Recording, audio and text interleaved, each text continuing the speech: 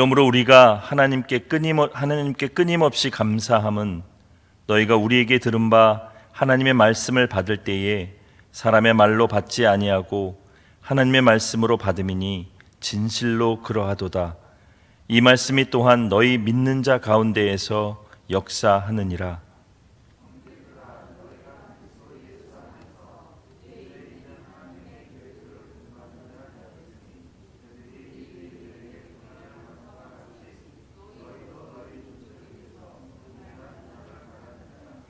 유대인은 주 예수와 선지자들을 죽이고 우리를 쫓아내고 하나님을 기쁘시게 하지 아니하고 모든 사람에게 대적이 되어 우리가 이방인에게 말하여 구원받게 함을 그들이 금하여 자기 죄를 항상 채우매 노하심이 끝까지 그들에게 임하였느니라. 아멘. 사도가 복음을 전하는데 자기의 생명을 걸고 전한다는 사실입니다. 자신의 전부를 걸고 복음을 전하는 사도의 모습을 우리는 발견할 수 있습니다. 여러분, 사도 바울이 왜 이렇게 자신의 전부를 걸고 자신의 생명을 걸고 복음을 전하는 것일까요? 원래 사도는 유대인이었습니다. 그리스도인들을 핍박하는 유대인이었습니다. 어떻게 핍박했느냐 하면 오늘 본문 15절 16절에 아주 잘 나와 있습니다. 우리 함께 읽어보겠습니다. 유대인은 주 예수와 선지자들을 죽이고 우리를 쫓아내고 하나님을 기쁘시게 하지 아니하고 모든 사람에게 대적이 되어 우리가 이방인에게 말하여 구원받게 함을 그들이 금하여 자기 죄를 항상 채우매 노하심이 끝까지 그들에게 임하였느니라. 이방인에게 복음이 전파되어서 그들이 구원받는 것을 금했다고 성경은 이야기합니다. 유대인들이 하나님의 사람들이라고, 하나님의 택하심을 받은 선민이라고 자신들을 추켜 세우며 이방인들을 대적하는 것이 하나님의 뜻이라고, 하나님의 기쁘시게 하는 것이라고 주장했지만 오늘 성경은 그것이 하나님을 기쁘시게 하기는커녕 하나님의 진노하심을 일으키는, 하나님이 구원하고자 하는 백성들의 구원을 막는 끝없는 진노를 일으키는 행위였다고 기록합니다. 바울도 그러한 사람이었습니다. 그 바울이 예수를 만나게 됩니다. 하나님의 은혜를 받게 됩니다. 그리고 바울은 변했습니다. 복음을 박해하고 복음을 핍박하고 복음이 전해지는 것을 금했던 그가 오히려 생명을 걸고 복음을 전하는 자가 되었습니다. 그래서 사도 바울이 신약 성경에 여러 곳을 기록했는데 그 기록된 여러 곳마다 자신이 당하는 고난, 자신이 당하는 고통, 자신이 당하는 박해를 기꺼이 받으며 당연한 것으로 여기고 그것을 오히려 자랑하는 모습을 보여줍니다. 에베소서 3장 1절에는 바울이 그것을 이렇게 이야기합니다. 이러므로 그리스도 예수의 일로 너희 이방인을 위하여 갇힌 자 된 나 바울이 말하거니와. 감옥에 갇힌 일까지도 바울은 그것이 예수의 일이라고 이야기합니다. 하나님의 복음을 위하여 생명과 목숨을 걸고 전하면서 받게 되는 모든 고통과 아픔과 환난과 고문과 죽음의 위험이 자신의 열심을 위한 것이 아니라 예수의 일이라고 이야기합니다. 바울은 하나님의 놀라운 비밀을 깨달았기에 그것이 가능했다고 에베소 3장에 계속해서 이야기합니다. 그 비밀이 무엇이었을까요? 3장 6절에 이렇게 기록되어 있습니다. 에베소 3장 6절에 이는 이방인들이 복음으로 말미암아 그리스도 예수 안에서 함께 상속자가 되고 함께 지체가 되고 함께 약속에 참여하는 자가 됨이라. 하나님께서 그 구원의 거대한 계획을 세우실 때에 유대인들이 개와 돼지로 여겼던 그 이방인들을 그 복음 안에 구원하셔서 그들로 하나님의 상속자, 예수 그리스도를 머리로 하는 하나님의 지체, 그리고 하나님의 그 놀라운 약속에 참여하는 자로 만들고자 하는 그 계획, 그 구원의 놀라운 계획 안에 자신이 사용되고 있다는 사실을 깨달았기 때문입니다. 복음을 전한다는 것은 그 하나님의 놀라운 사랑의 구원, 그 놀라운 그 구원의 계획 안에 자신의 삶이 사용되어진다는 것을 바울이 깨달았기 때문입니다. 그러므로 바울은 자신의 모든 것을 걸고 복음을 전합니다. 사랑하는 여러분, 하나님께서는 구약 성경에 나타난 모든 사람들을 통해, 모든 사건들을 통해, 역사를 통해 우리를 구원하시기 위해서 사용하셨습니다.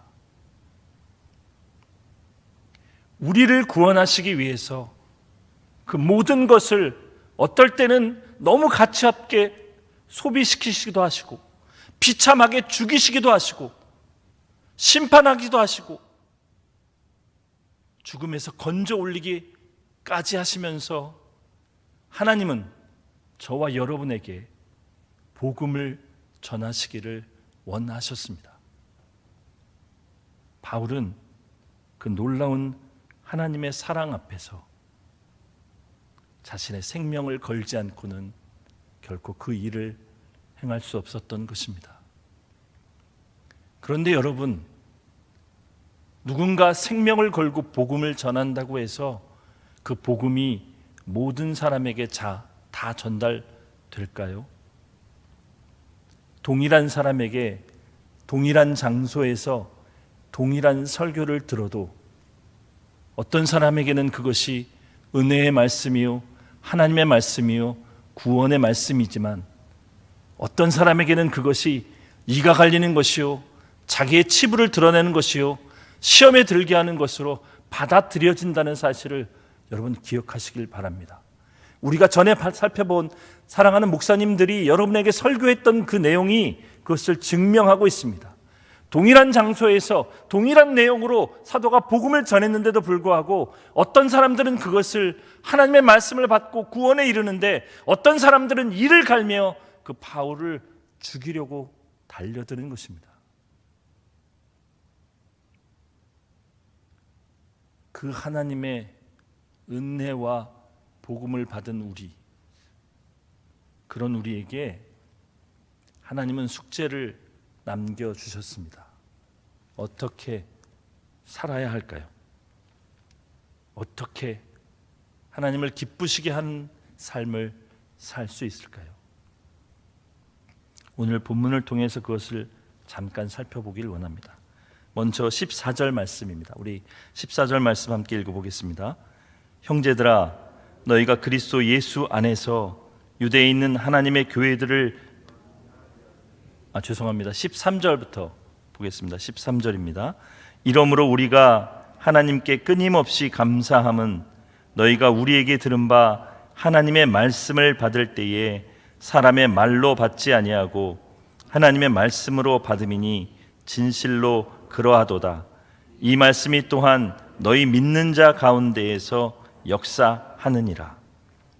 하나님을 기쁘시게 하는 삶을 사는 첫 번째 원리는 끊임없이 하나님께 감사하는 삶을 사는 것입니다. 여러분, 우리가 복음을 받는 자 된 것은 저와 여러분의 어떠함 때문에 된 것이 아닙니다. 하나님께서 저와 여러분에게 그 복음을 은혜로 주셨기 때문입니다. 그 은혜로 구원받고 그 은혜로 하나님의 사랑을 받는 자 되었다면 여러분과 저의 일상의 삶 가운데 일어나는 모든 일 가운데 어찌 하나님의 은혜가 끊어지고 어떻게 하나님의 사랑이 끊어질 수 있겠습니까? 그렇다면 우리가 살아가는 일상의 모든 삶 가운데에 하나님의 사랑과 은혜가 있다는 사실을 우리가 깨닫고 그것을 발견하고 하나님께 감사할 수 있다면 저와 여러분은 우리 일상의 삶을 통해 하나님을 기쁘시게 할 수 있는 자 될 것입니다. 우리 두 번째 원리는 14절에 있습니다. 우리 함께 읽어보겠습니다. 형제들아, 너희가 그리스도 예수 안에서 유대에 있는 하나님의 교회들을 본받은 자 되었으니 그들이 유대인들에게 고난을 받음과 같이 너희도 너희 동족에게서 동일한 고난을 받았느니라.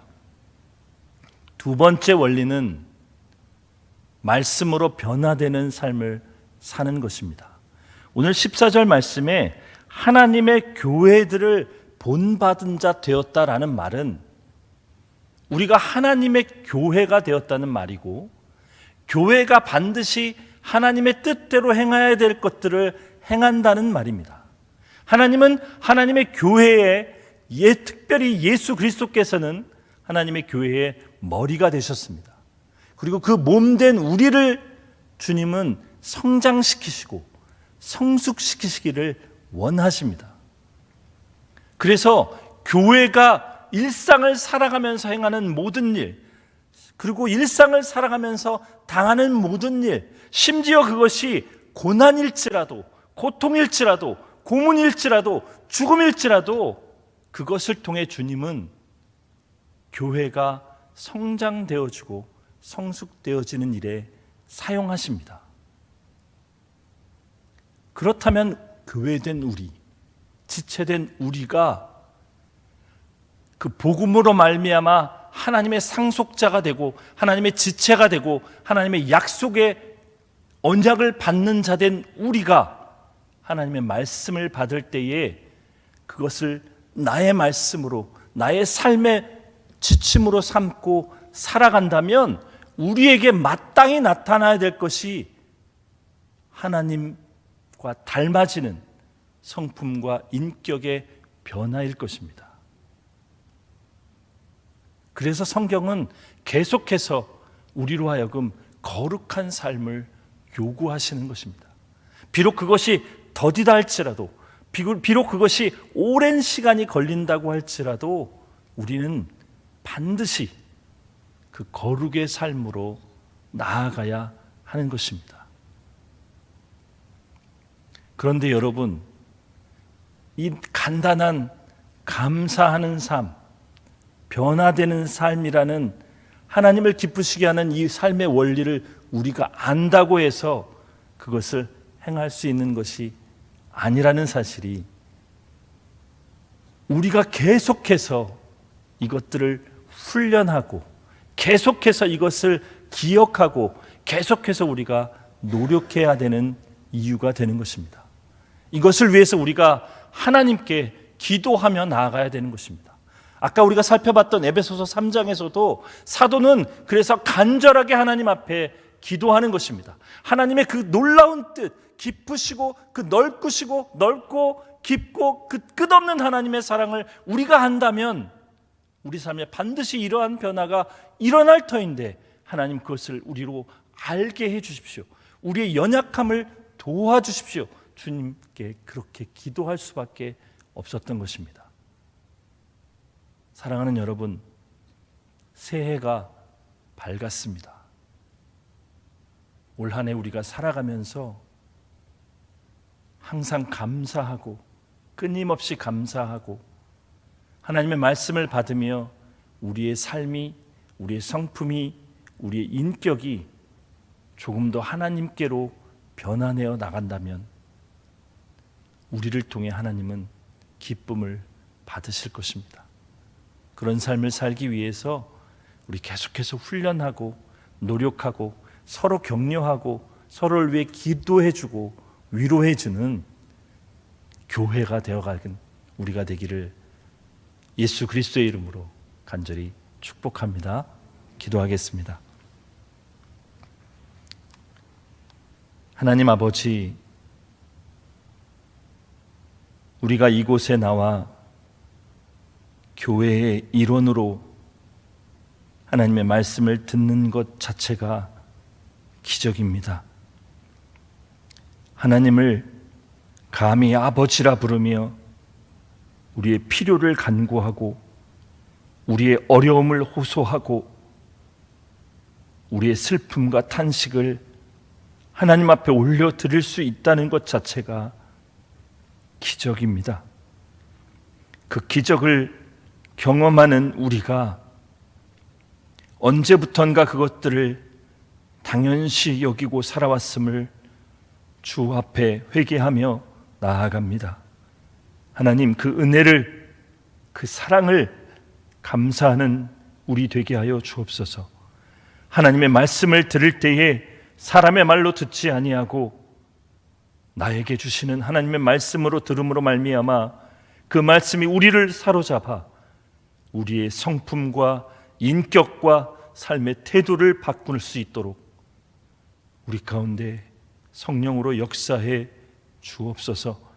우리 사랑하는 교회가 올 한 해 하나님을 기쁘시게 하기 위해서 계속해서 훈련하고 계속해서 노력하고 이 말씀을 잊어버리지 않고 살아가기로 작정합니다.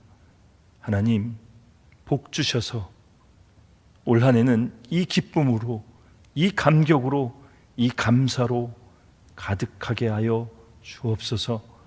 내일은 주일입니다.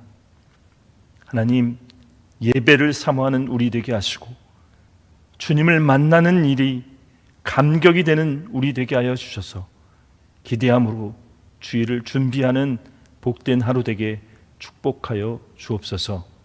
예수님의 이름으로 기도합니다. 아멘.